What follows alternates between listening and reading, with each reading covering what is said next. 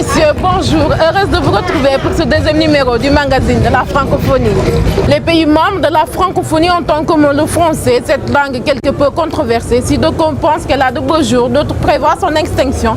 Code-du-Sen est allé à la rencontre des citoyens francophones. Vous parlez bien français? Oui. À l'école? Et dans la cour, vous parlez français aussi? Oui. Et pourquoi est-ce que vous parlez français? Parce que si on veut aller à la France, il faut qu'on parle français, parce que là-bas, on parle français. Britanniquement, avec le développement démographique des pays francophones, donc on estime que d'ici 2050, il y aura 700 millions de locuteurs français dans le monde. Donc le français est en progrès, ça c'est indiscutable en termes quantitatifs. Après, la question est de savoir si la qualité de ce français sera toujours la même dans tous ces pays et dans toutes ces nouvelles générations qui le parleront. J'ai un point de vue sur cette évolution de la francophonie en mettant l'accent certainement sur apprendre le français. C'est-à-dire là, je suis devant le stand CLAC que je ne connais pas. Et moi, j'ai constaté à Dakar depuis plus d'1 an, les jeunes ne parlent pas beaucoup français, ils parlent wolof. Et c'est très difficile de communiquer, que ce soit avec les taxis ou avec les commerçants. Donc c'est un point qu'il faudrait travailler. Je crois que le français peut être un médium, un média, c'est-à-dire un moyen pour ceux-là qui ne parlent pas les mêmes langues, n'est-ce pas, de communiquer. Mais ça ne doit pas dépasser ce cadre-là. Les langues nationales, c'est important. Il faut qu'on s'en approprie, je crois. Chez moi, au Togo, le français n'est pas aussi parlé que ça. Parce qu'il y a beaucoup de monde qui parle la langue locale, notre Mina, qui est la langue la plus répandue au Togo. Donc le français est en recul chez moi au Togo. Et je peux dire dans le monde entier, le français n'est plus comme avant. C'est un recul parce que l'anglais a pris le dessus du français. Ce 15e sommet, c'est aussi de l'agroalimentaire. Beaucoup de pays en profitent pour faire connaître leurs produits locaux. Code-du-Sen a visité quelques stands pour vous. Du pain à base de farine de manioc, du thé de Kenkiliba, le Togo a dévoilé son savoir-faire dans le domaine de la transformation de ses produits locaux en cette 15e rencontre de la francophonie. Et là, la particularité, c'est la transformation de manioc en curry, en tapioca et en farine panifiable de manioc. Et maintenant, nous l'associons avec le plantain et l'igname pour faire aussi du pain, comme la pâte, c'est aussi du manioc. Des produits alimentaires bien appréciés par certains, même s'ils les découvrent pour la première fois. Je trouve que c'est des produits vraiment de très grande qualité. Malheureusement, dans nos pays, on mange beaucoup plus de farine de blé pour le cas du pain et c'est très dommage. Le stand du Sénégal est également bien fourni en céréales à base de mil et de sirops divers à l'attente d'une potentielle clientèle. Il y a le tchakré, arao et les sirops concentrés. Il y a quelques gens qui viennent depuis hier, mais ce n'est pas encore beaucoup. Fognon cru ou cuit à la vapeur ou encore des biscuits de fruits de baobab, les visiteurs ont largement le choix avec les saveurs culinaires maliennes. Au village de la francophonie, la foire est le lieu privilégié des visiteurs, un rendez-vous qui permet aux différents pays représentés de faire la promotion de leurs produits locaux. La francophonie économique sera sans doute tirée par le secteur agricole. Pour ce deuxième numéro, Aminata Mbaye-Fall nous amène à la rencontre de Abdulaziz Kane. Suivez ce portrait.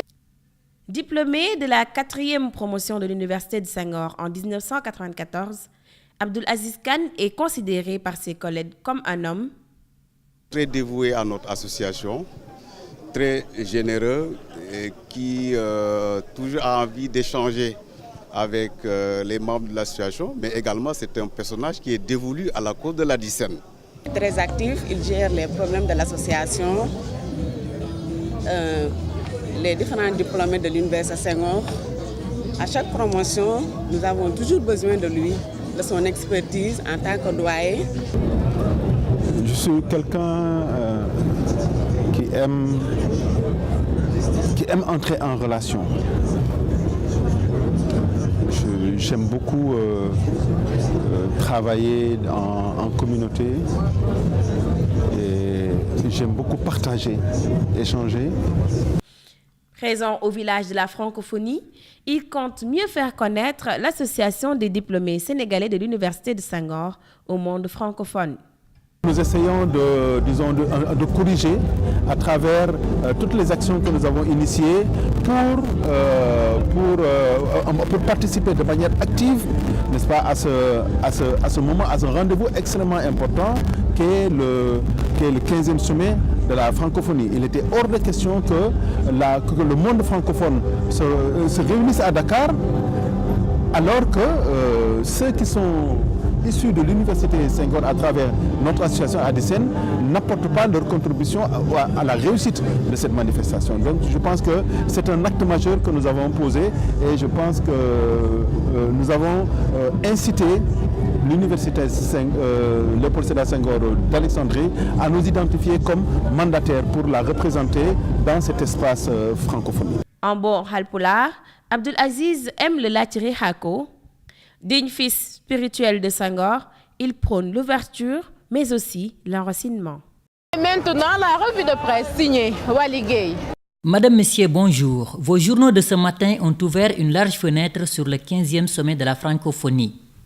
Le quotidien Enquête parle à la une des préparatifs de la francophonie.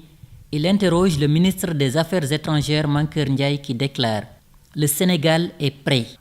Quant au président du comité scientifique, El Hadj Amidou Kassé, il affirme dans Le Soleil que le Sénégal devrait être fier. Sud Quotidien est revenu sur l'inauguration du village de la francophonie en relevant quelques fausses notes. Il compare francophonie avec cacophonie. Et le quotidien d'ajouter que l'inauguration du village de la francophonie a atteint le sommet de l'amateurisme. Toutefois, dans Le Soleil, le Premier ministre souligne que la richesse culturelle de la francophonie a été saluée lors de l'inauguration du village. Le fauteuil du secrétaire général de l'OIF est bien convoité. Dans le journal Témoin, 5 candidats sont en liste pour succéder à Abdou Diouf. Henri Lopez du Congo, Jean-Claude Destrate de l'île Maurice, Michel Jean du Canada, Pierre Bouyoya du Burundi et Augustin Zinfouma de la Guinée équatoriale. L'enquête sort du lot la candidature de Michel Jean qui tient la corde. Vers le boycott de la francophonie par Futurs Médias, c'est la une de l'Observateur de ce matin. Dans le quotidien, Mbagnick Ndiaye parle d'une nouvelle dimension économique de la francophonie. Bonne lecture. Madame, Messieurs, c'était tout pour aujourd'hui. À demain pour notre numéro. Merci à tous.